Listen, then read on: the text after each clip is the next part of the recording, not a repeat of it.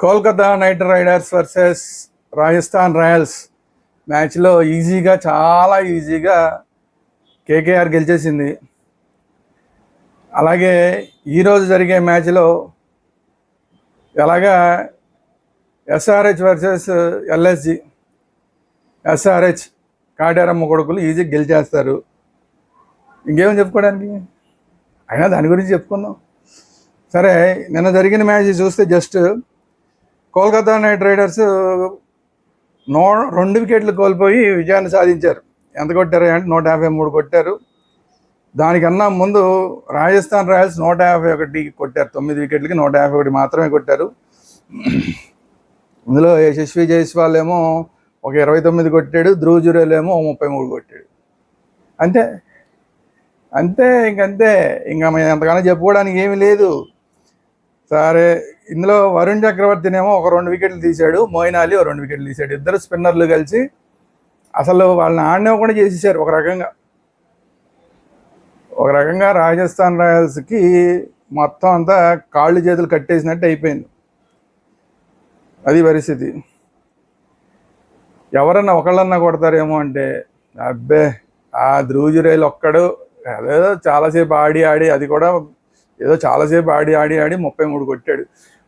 సరే, బ్యాట్ మీదకి బాల్ రావట్లేదు, చాలా స్లోగా ఉంది వికెట్ అని అనిపించింది.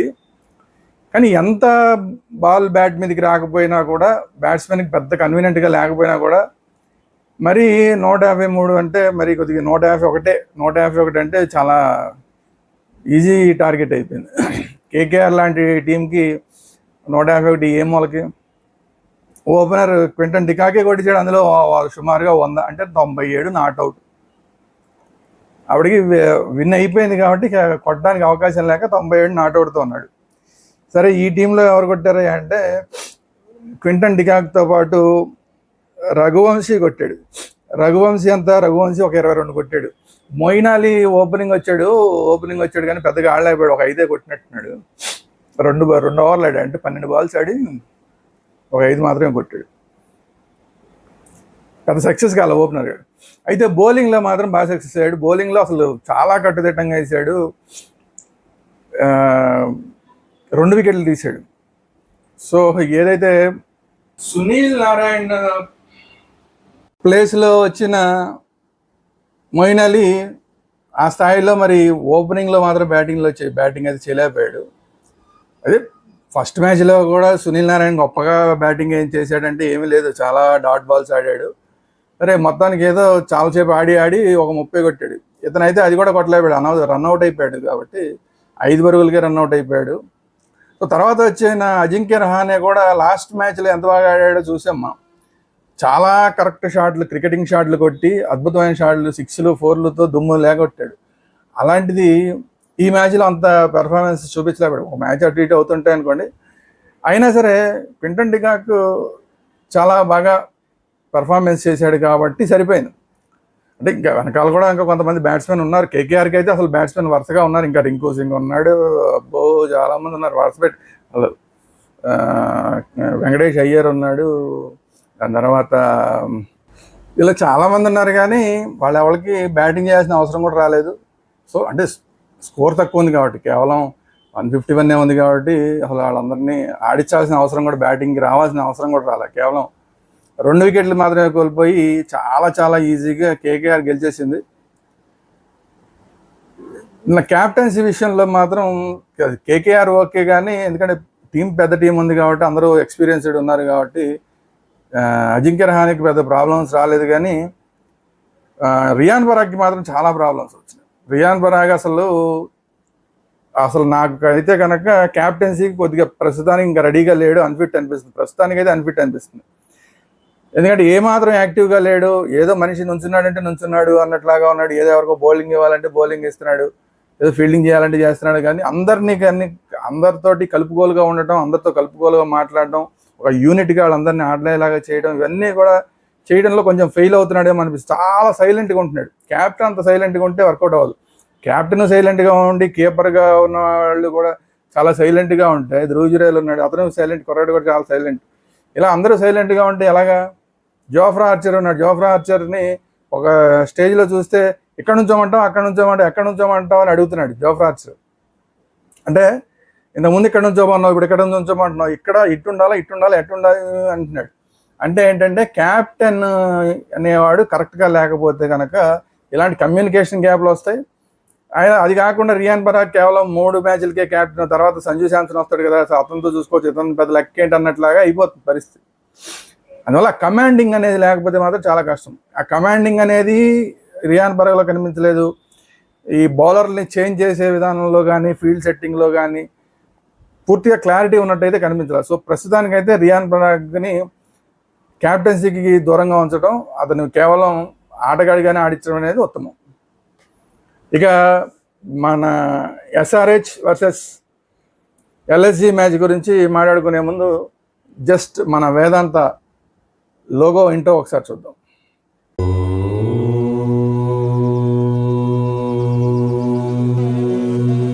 ఇక ఈరోజు మ్యాచ్ విషయాన్ని తీసుకుంటే, ఈరోజు కాటేరమ్మ కొడుకులని కొంతమంది అంటున్నారు, పంచ పాండవులు అని చెప్పి కొంతమంది అంటున్నారు, ఏదో రకరకాల పేర్లు పెడుతున్నారు.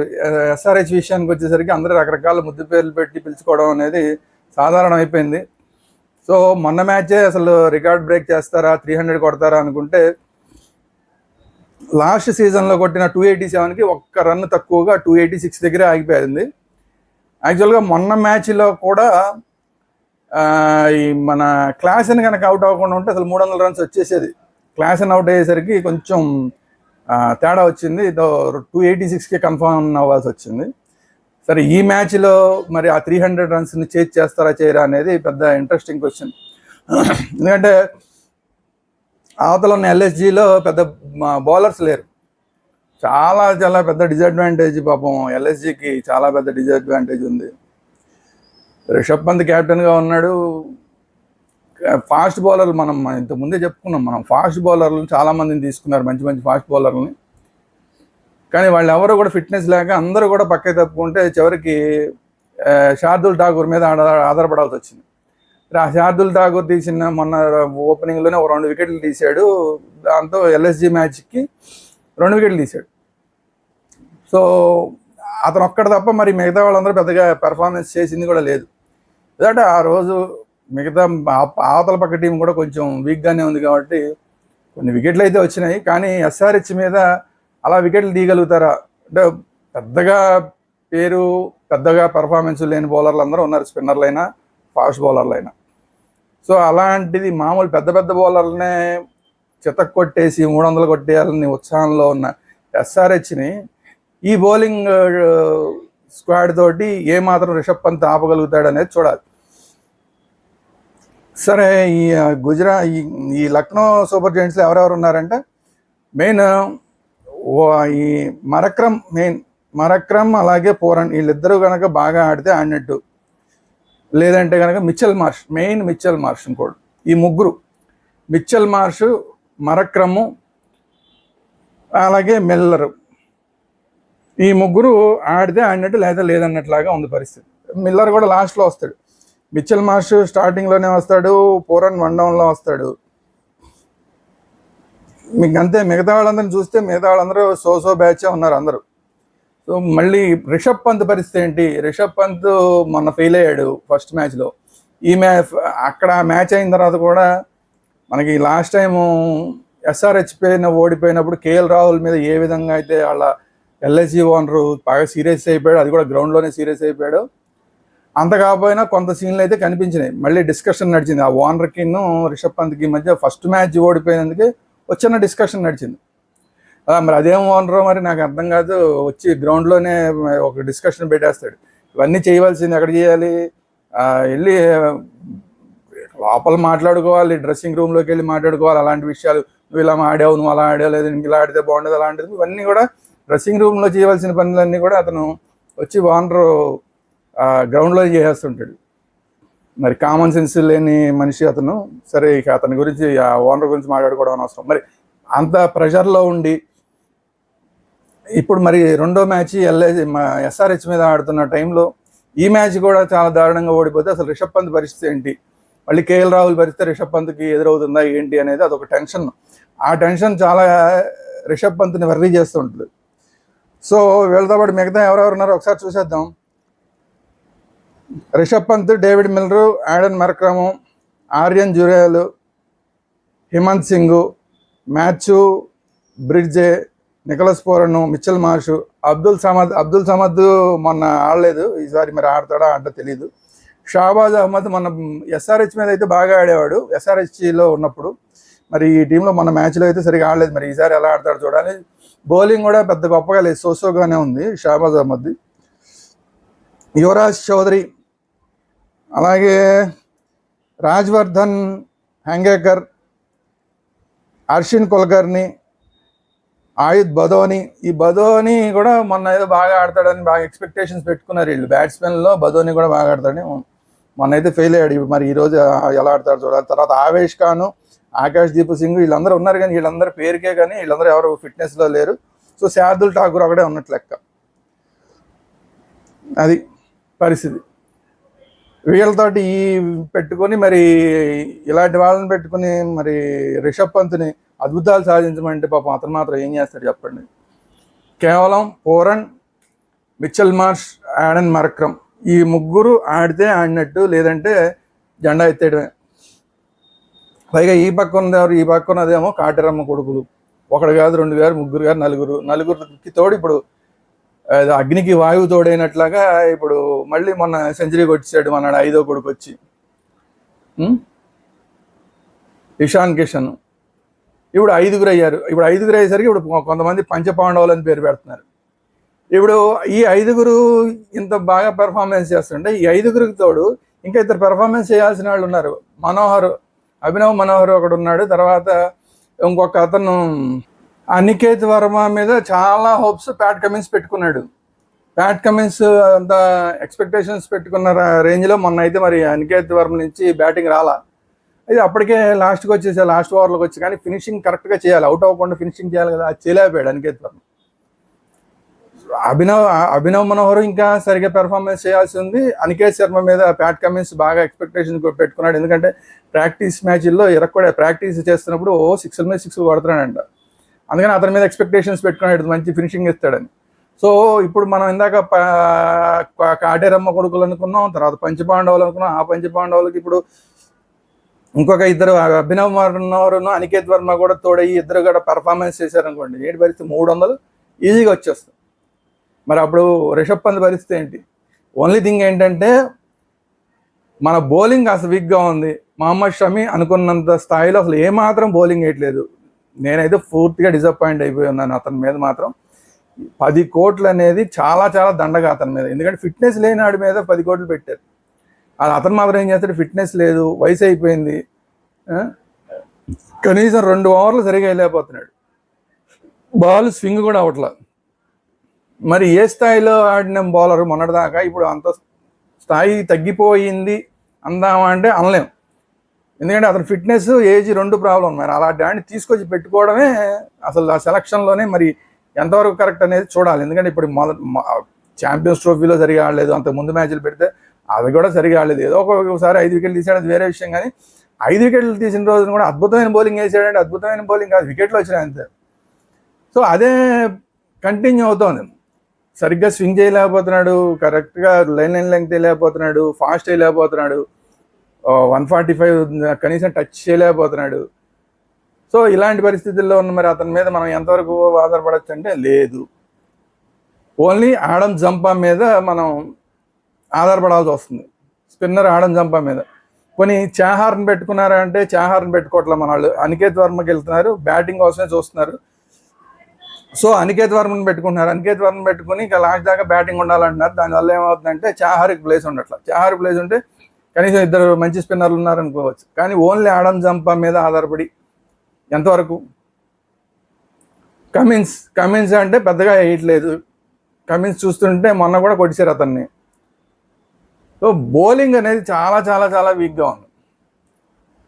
అదేదో సింగ్ మీద ఆధారపడుతున్నాడు మళ్ళీ కమిన్స్. అతన్ని చూసినా కూడా ఓకే బౌలింగే తప్ప స్వింగ్ లేదంటే కట్టర్లు వేసే బౌలింగ్ కాదు, స్వింగ్ చేసే బౌలింగ్ కాదు, ఫాస్ట్ మాత్రం వేస్తున్నాడు. సో అతను ఎన్ని వికెట్లు తీస్తాడు ఎంతవరకు అంటే మరి చెప్పడం కష్టం. మరి బౌలింగ్ అయితే ఖచ్చితంగా వీక్గా ఉంది అబ్బా. బౌలింగ్ అయితే ఖచ్చితంగా వీక్గా ఉంది. ఎస్ఆర్హెచ్ బౌలింగ్ కనీసం 200+ కొడతారు అవతలాళ్ళు.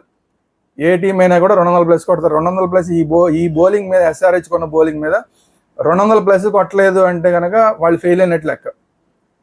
అలాంటి బౌలింగ్ ఉంది. కేవలం ఆడం జంప ఒకటి తప్ప మిగతా వాళ్ళందరినీ కూడా కొట్టేయచ్చు. సో ఇలాంటి పరిస్థితుల్లో కేవలం బ్యాటింగ్ మీద ఆధారపడి ఎంతకాలం నడవగలుగుతారు? అవసరమైతే అనికేత్ శర్మని లేదంటే అభినవ్ మనోహర్ని ఇద్దరిలో ఒకళ్ళని త్యాగం చేసి ఇంకొక స్పిన్నర్ని ఖచ్చితంగా తీసుకోవాల్సిన అవసరం ఉంది. అది చాహార్ని తీసుకోవాలి. చాహార్ని తీసుకుంటే మాత్రం బ్యాటింగ్ చేయగలడు, మంచి బౌలింగ్ చేస్తాడు ఖచ్చితంగా. ఆడం జంప, చాహార్ ఇద్దరు కనుక ఉంటే కనుక అవతల వాళ్ళు కొట్టడానికి చాలా కష్టం అయిపోద్ది. ఇప్పుడు చూస్తున్నాం, మిగతా మ్యాచ్లు అన్నీ చూస్తున్నాం. ఫాస్ట్ బాల్ అన్ని ఏ మ్యాచ్లు అయినా, ఐపీఎల్లో ఏ మ్యాచ్ చూసినా కూడా ఫాస్ట్ బౌలర్ని ఈజీగా 6లు 4లు చాలా ఈజీ కొడుతున్నారు. స్పిన్నర్లు వచ్చేసరికి కొట్టలేకపోతున్నారు, టైమింగ్ రాంగ్ అవుతుంది, క్యాచ్లు ఇచ్చి అవుట్ అవుతున్నారు. సో అలాంటి పరిస్థితిలో కేవలం ఆడం జంప మీద ఆధారపడిపోయి ఎంతకాలం నేను చేస్తాం? అభిషేక్ శర్మతో బౌలింగ్ వేయించుకోవాలి. అభిషేక్ శర్మ ప్రతి మ్యాచ్ బాగా వేస్తాడు అనేది ఏం లేదు, ఎందుకంటే రెగ్యులర్ బౌలర్ కాదు కాబట్టి. సో ఓన్లీ బ్యాటింగ్ మీదనే ఆధారపడి నడుస్తుంది ఎస్ఆర్హెచ్. దానికన్నా కూడా ఎవరో ఒక బ్యాట్స్మెన్ని త్యాగం చేసి దీపక్ చహార్ని పెట్టుకోవడం అనేది ఉత్తమం. చేస్తారా లేదా సరే, మనం ఎలాగో ఆ 300 టార్గెట్ మీద వెళ్ళిపోయి మనం పెద్ద పెద్ద టార్గెట్లు ఇచ్చేసి ఆ బ్యాటింగ్ మీద వీళ్ళు ఎంత అవతలాళ్ళు ఎంత కొట్టినా సరే, 200 250 కొట్టినా సరే మనం చేస్తా ఉన్న కాన్ఫిడెన్స్ తోటి ఓన్లీ ఈ బ్యాటింగ్ ఆర్డర్నే చూసుకుని అలా ముందుకు వెళ్ళిపోతారా ఏంటనేది చూడాలి. చూద్దాం ఈరోజు ఏం జరుగుతుందో. అన్నిటికన్నా ఈరోజు క్వశ్చన్ మార్క్, ఈరోజు మాత్రమే కాదు రాబోయే రోజుల్లో కూడా క్వశ్చన్ మార్క్ ఏంటంటే టార్గెట్ మనం మీట్ అయ్యేదాకా కూడా 300 కొట్టగలరా లేదా ఎస్ఆర్హెచ్? ఇదే మెయిన్ అందరికీ మైండ్లో ఉన్న క్వశ్చన్ మార్క్. చూద్దాం, మన కాటేరమ్మ కొడుకులు, మన పంచపాండవులు, లేదంటే ఇంకా పొద్దునుంచి ఇంకా ఏదో అయిపోతాయి. 6గురికి ఇంకో పేరు పెడతారు, 7గురికి ఇంకో పేరు పెడతారు. ఎందుకంటే ఇంకా ఆడలేదు కాబట్టి వాళ్ళని కలిపి పేరు పెట్టట్లేదు. సో వాళ్ళు కూడా ఆడితే వాళ్ళని కూడా కలిపి ఇంకో పేరు పెడదాం.